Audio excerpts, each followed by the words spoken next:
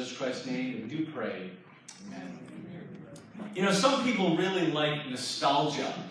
They visit places like Smith's Castle or Plymouth Plantation or Sturbridge Village and take a step back to see how things used to be. It's interesting to see how people used to cook or wash clothes or build things way before we had automation or electronics or computers. And it's quaint to think of simpler times, but I don't think we ever would really want to go back there.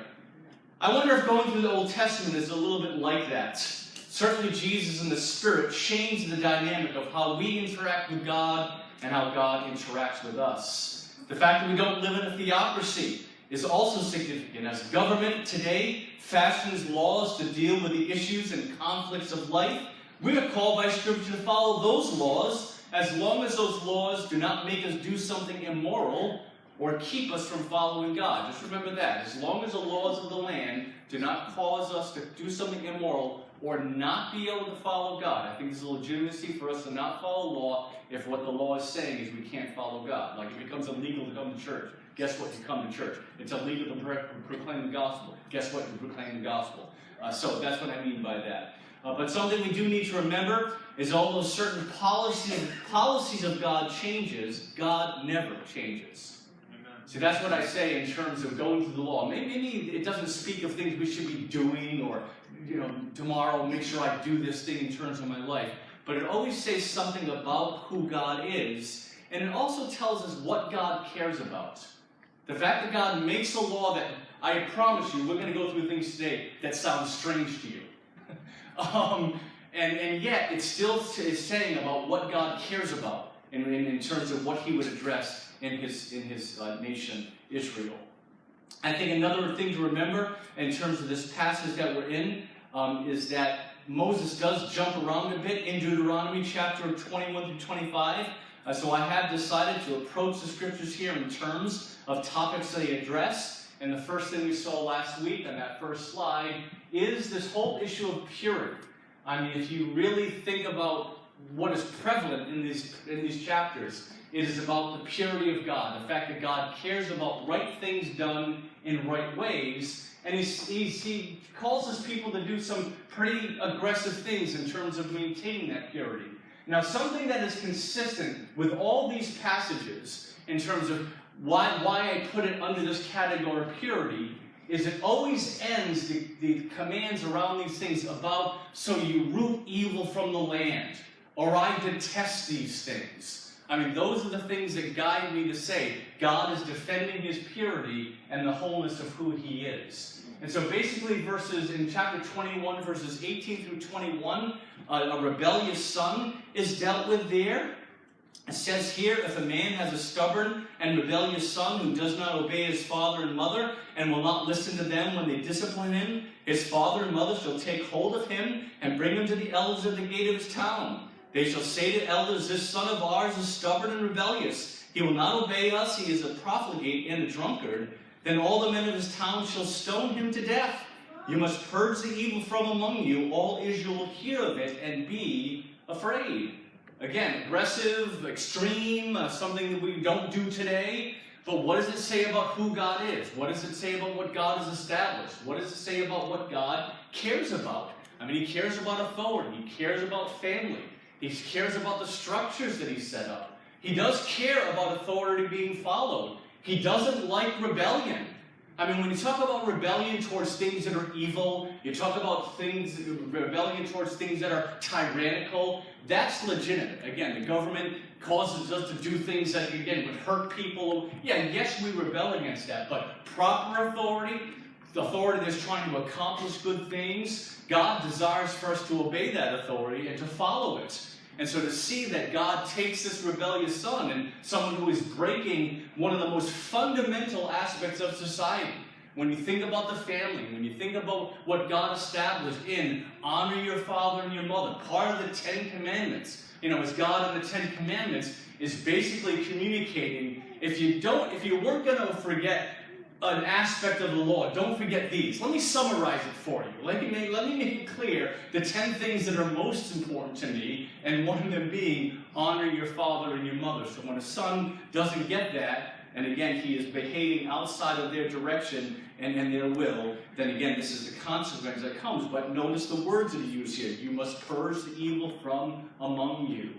We also have to understand in terms of the law is that God is trying to communicate something externally so that people can internalize that and understand it internally. I think a major difference between how God works in the New Testament, in the church age, since we all have the Holy Spirit within us, he does tend to minister to us internally. That the conviction of God is upon us through his word and through his Spirit. And every believer in Israel did not have the Spirit of God. So therefore it was the time of the law. It was a time of people externalizing things and God doing things external that would cause people to internalize that truth. And so therefore you think about how many sons would have to go through this before no sons rebelled against their parents. And that's kind of the message, so that people will be afraid. Because there is an aspect of obedience that is about fear. There is an aspect of obedience that is about that's about command. It is about understanding that someone is authority and they have the right to tell me what to do. You know, another part of obedience is about love. It is about trust. You have the best for me, and you're doing what is going to do good for me. But the other aspect is fear, that I'm afraid of what authority will do if I don't do that. Like when you pass a policeman and you slow down, that's a good thing. When you look at your flesh and you think about things you would otherwise do if there wasn't a law there to stop you from doing it, that's a good thing. That's what it's there for, to promote that fear in us. And again, it just shows what God cares about in the context of that. Basically, verses 22 and 23 of the same chapter talks about hanging a criminal's body on a tree and just don't leave him overnight. Again, a strange thing, but this was another aspect of public lesson, public exposure. Basically, the reason why they would hang someone on a tree is because the evil that they had done, they committed a crime that was capital in nature, that again, the right punishment for it would be death, but it's so egregious that now we want to hang you on a tree so everyone sees that you are dead. Everyone sees that you've borne the consequence that is fitting. And so basically what God's saying is that it's fine to do that. It's fine to help people internalize the fear of the Lord and the fear of the law. You hear both of those? The fear of the Lord and the fear of the law. It's okay for people to understand that, but don't do it overnight. And basically what God communicates in reference to that is because it will cause the land to be impure. See, there's an aspect of God in terms of how he cares about life. He cares about how death affects the land. And so he says, don't leave that body overnight, because again, it will do that in his economy, it will be something corrupting to the land. And so that's why he gives that instruction. Just, you know, I mentioned in my prayer, but we have to remember what we sang during worship. You are holy like no other. And all these laws are an expression of this holy God that is holy like no other, and he is promoting his holiness. He is promoting what is right and true in terms of his understanding of things, in terms of what he's promoting amongst his people. The next thing we'll focus on is in 22 verses 5 through 7, where it says, no cross-dressing. Women don't wear men's clothes, and men don't wear women's clothes. Again, this shows to me that God cares about gender. He cares about men being men and women being women. I mean, when we think about the confusion that we have in our society today around that, we should have great compassion towards those who have gender dysphoria. That's what's called in terms of what people are struggling with, in terms of, I don't realize I'm a man, I don't realize I'm a woman, whatever. You know, I do believe in the sovereignty of God, that if you are born with male parts, you are intended to be a male. If you are born with female parts, you are intended to be a female. Now, if you struggle with temptation or confusion on that, again, there's great compassion that God would have towards that we should have towards that, but God does declare a path and direct us in terms of what is obedient, what is right in terms of what God would desire in terms of that. And there is an aspect of coming before God that we subject ourselves to Him. We take everything that we are, that we experience, that happens to us, and bring it under His authority and promote His holiness and His goodness and His power through that. And sometimes that means sacrifice. We're going to see in a certain portion a little bit later how certain people are restricted from coming into the assembly of Israel. If you're born in a certain context of a marriage, you're the child of a couple that was married illegally in terms of the Israelite community, you cannot come into the assembly. Now, someone might say, well, that's unjust. What are you talking about? I can't come because of what my parents said. But you know something? Once God says something like that, we have to think about, what are our lives about? Are our lives about me and what I want and promoting who I am? Or is it about God and promoting whatever righteousness, whatever holiness, whatever purity He is trying to establish, whatever understanding He's trying to establish in a community, that men are men and women are women, and we dress in that way that's consistent with that? That is God communicating His will. If we have aspects of ourselves that struggle with that, then I believe we access God's power to overcome that, but we still bring it under His authority. We still are still and know that He's God. Be still and know that I'm God. And when we, again, orient ourselves to what He cares about and what He's expressing in the law, we just know that God cares about that. Now, do I believe that there's an aspect of how we have to expand our understanding and definition of what a man is and a woman is? The fact that we make fun of a man that might be a little more effeminate, that's unheard of, that's ungodly. If your son likes flowers and dolls, well, okay, you like flowers and dolls, but that's consistent with being a boy. In other words, there's some things that we societally declare is male and female that God would not declare. And so therefore, sometimes what we do, we set up a construct of what a man or woman is, that maybe someone is different in terms of that societal construct, and then that creates confusion in them about who they are.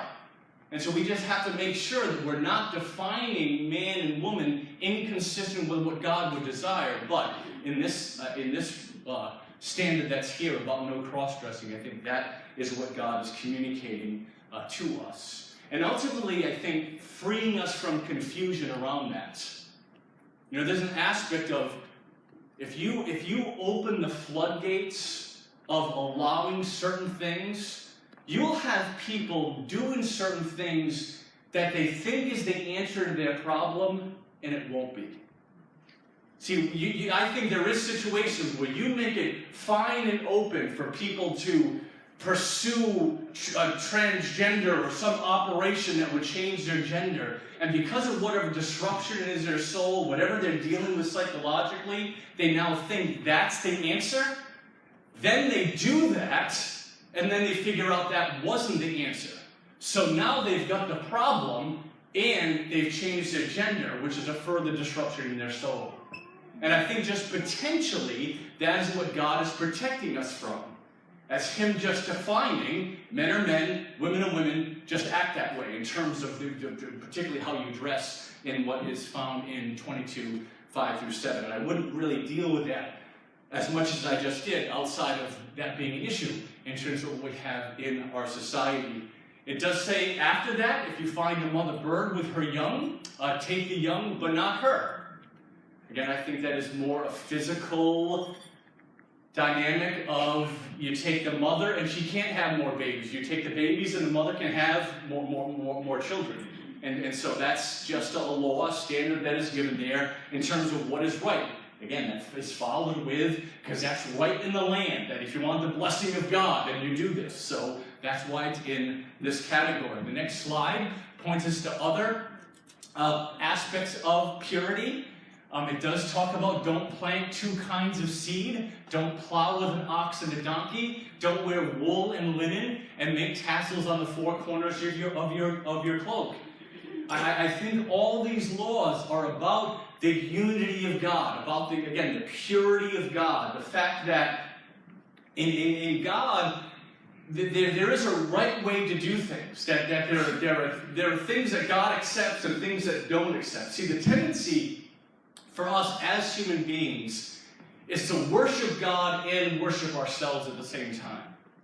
We always try to mix things. We always try to take what we want to justify, what we're comfortable with in terms of God's economy, and then bring things in that we like as well.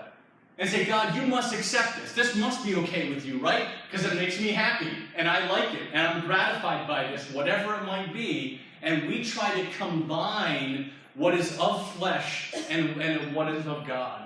And I think for God to say that I am one in terms of who I am pure in terms of what I would desire of you. So now, when you're operating in your life and you don't plant two seeds together, that's corrupting. That's trying to take one thing and make it consistent with the other. And in God's economy, that just doesn't work. Again, when he's trying to condition the thinking of his people. He's trying to orient them to what is the right way to think about God through your action. And so as I think about what he might be trying to accomplish in these things, that's what I think. I think in terms of the four corners of your cloak, that is just giving them some aspect of dress that reinforces God being with them, that God directing them in terms of how they would dress. Is it strange enough yet? In terms of what I would get? Like did you feel like you're in Sturbridge Village? What? They're washing clothes with that? But this, I am committed to God's word. I hope you're here because you're committed to God's word too. And so whatever God would do in your heart in terms of telling you something about who he is, telling you about what he cares about, I think that is more what these passages are about, as opposed to, do I plant, the farmers do I plant a line of corn and then a line of wheat and a line of beans? Maybe it's not put beets and beans in the same hole, but fields and lines and rows, I think that's okay. I think he's just, but you take this what you will, in terms of this is the God of the universe. This is the God who, again, we sang, but watch what you sing. You are holy like no other. You are holy. Yeah, well, are you going to then go put, well, I don't like the fact that men can't wear gender. I don't like, what about linen? I can't have one. Again, this is theocracy. This is the people of Israel, but God is still talking about this is the kind of God I am. I don't like the idea of mixing things together. That things are what they are, and let them be distinct in the way that I would desire them to be. 22 to 20 is 22 verses 20 through 24 is another one of these challenging ones, but it addresses something that God cares about, which is purity in sexual relationships. It says, if on her wedding night a girl is found not to be a virgin, she is to be taken to the door of her father's house and stoned. And so basically the procedure it gives is that basically the man and the woman, they're married, they come to their first night of the wedding, and the man declares, this person is not pure, this girl is not pure. Well, there's a provision before these verses about what happens if she's right, if her and her father is right. They take the sheet from that engagement. Don't want to get too definitive about what that means, but they take a sheet and they bring it to the town, to the elders. This is just as the guy makes a problem. They don't do this all the time. The guy makes an issue. Look, this is what shows that she was a virgin. And then he's in trouble.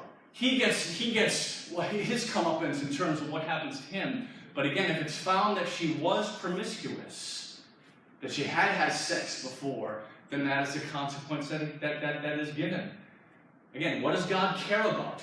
Again, it doesn't mean that that's what we should do. That's not the law of our land. We're not going to, as a church, say, we're going to establish godly law here. And no, But it still says God cares about purity.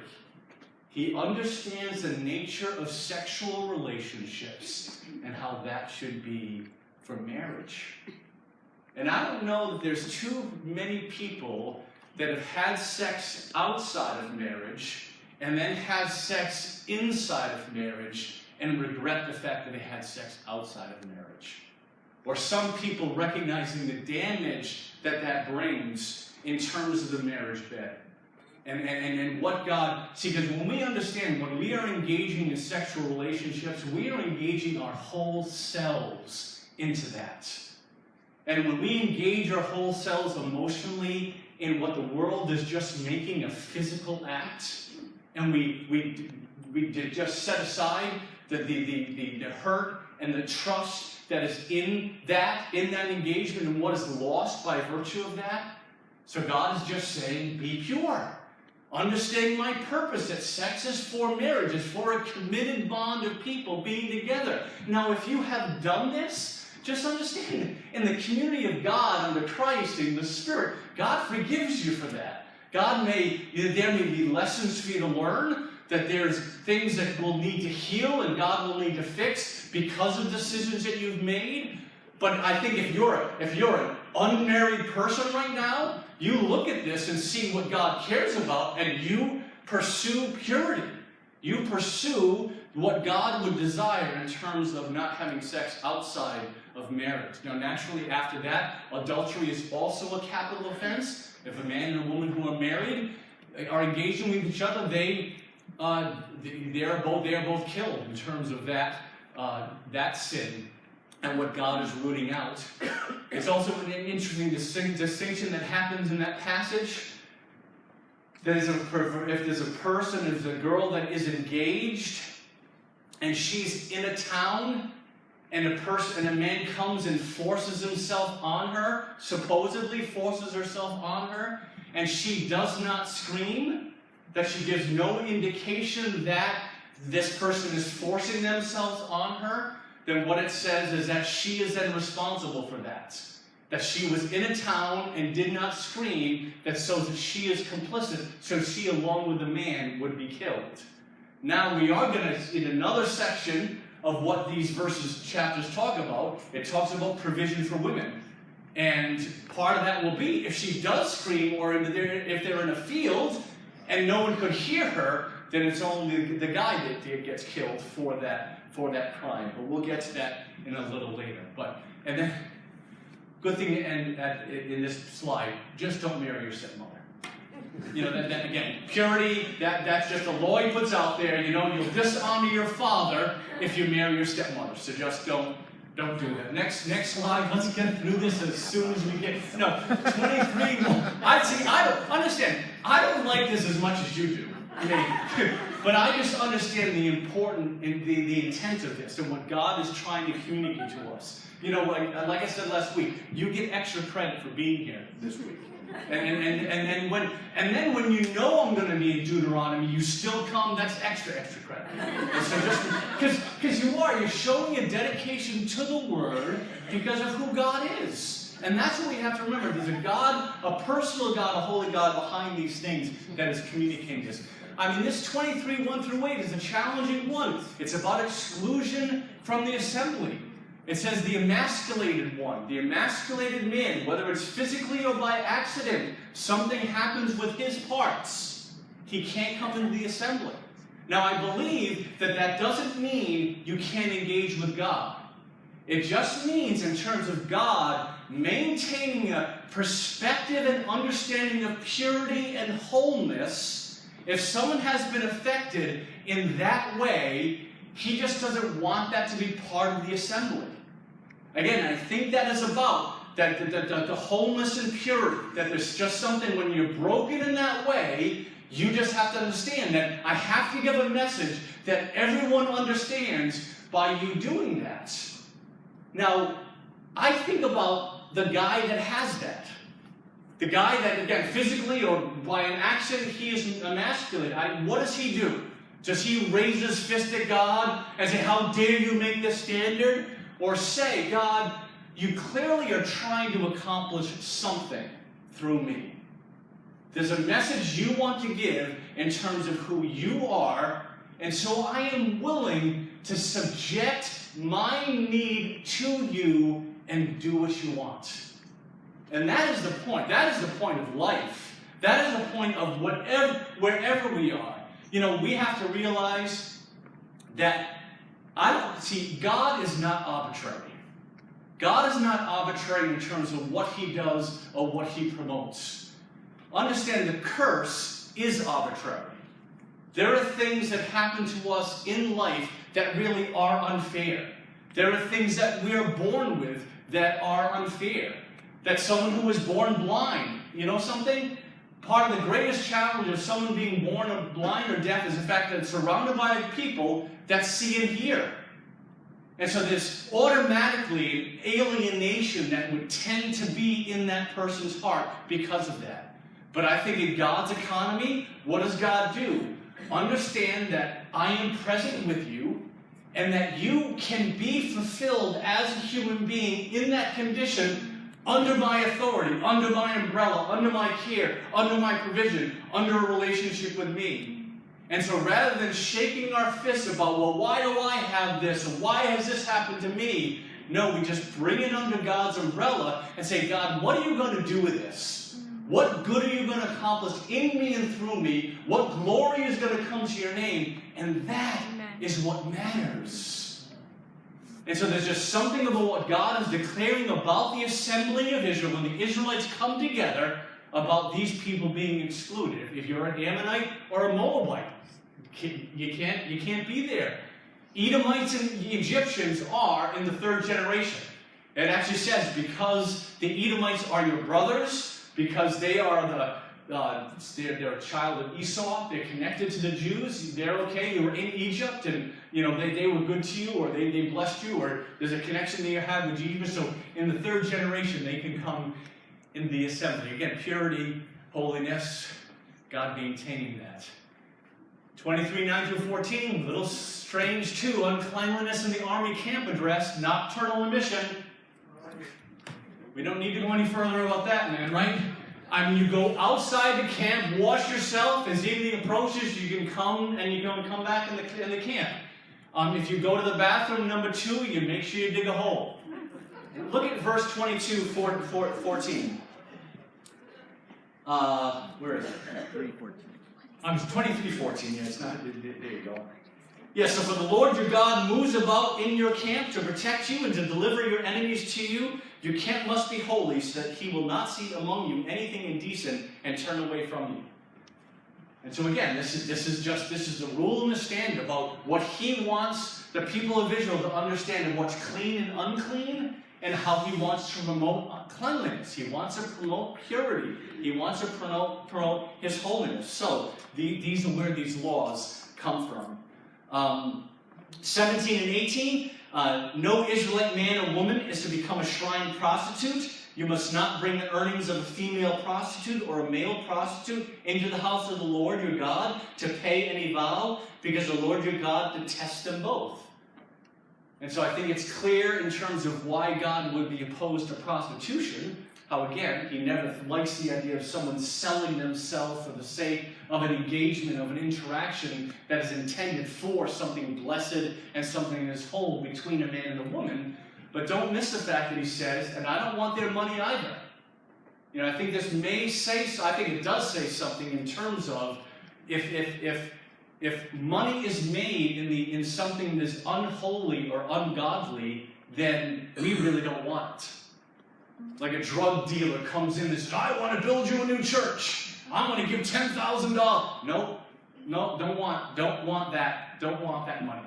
And that's because again, it's not the issue of money. It's right things in a right way. It's the way it comes, not just the fact that it's money. And that's something very important to remember and what's established here. 21-23. If you make a vow to the Lord your God, do not be slow to pay it, for the Lord your God will certainly demand it of you, and you will be guilty of sin. If you refrain from making a vow, you will not be guilty. Whatever your lips utter, you must be sure to do, because you made your vow freely to the Lord your God with your own mouth.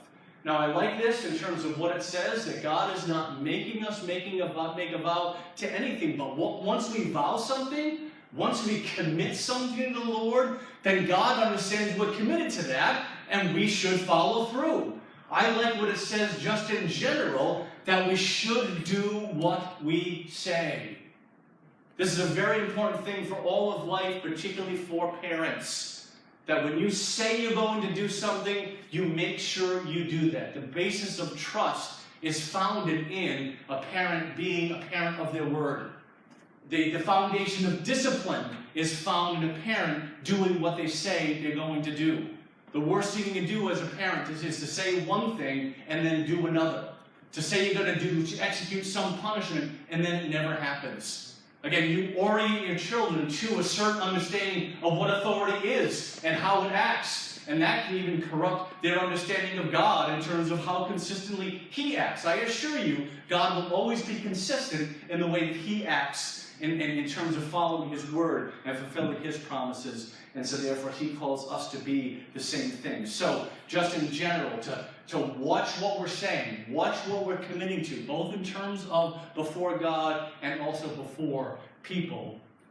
And then 24, 1 through 4, in this passage of 21 through 25, the last aspect, I think, of purity is that basically what it says, if you divorce a woman and she remarries another man, you're not to remarry her.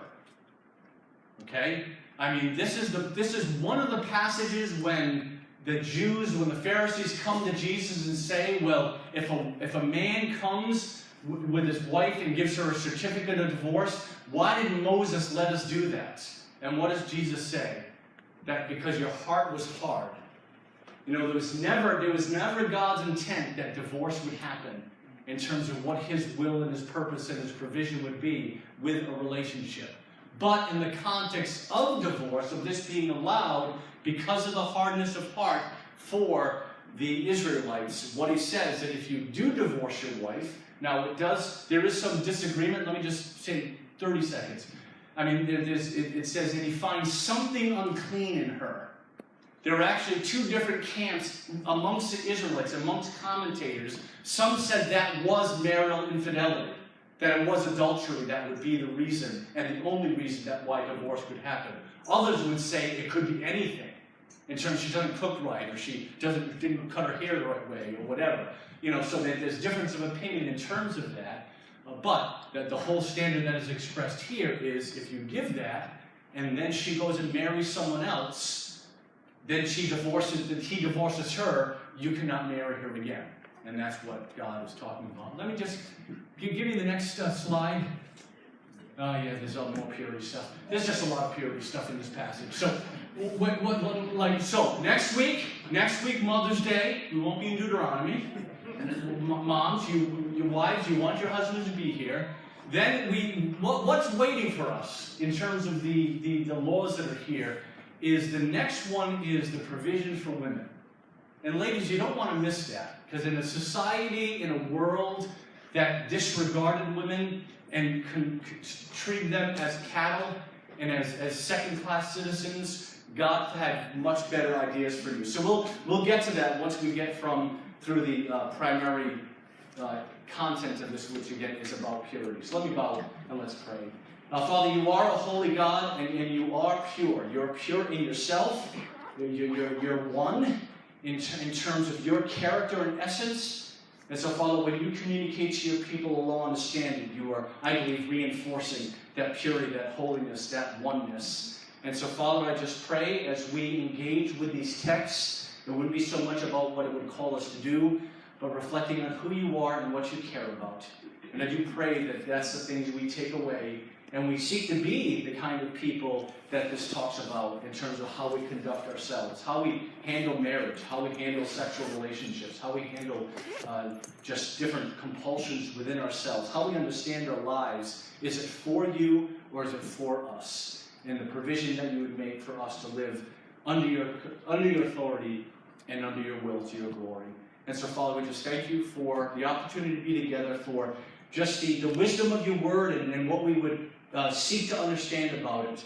We know Deuteronomy is hard, but we know that you wrote it, and so we want to take from it what you desire.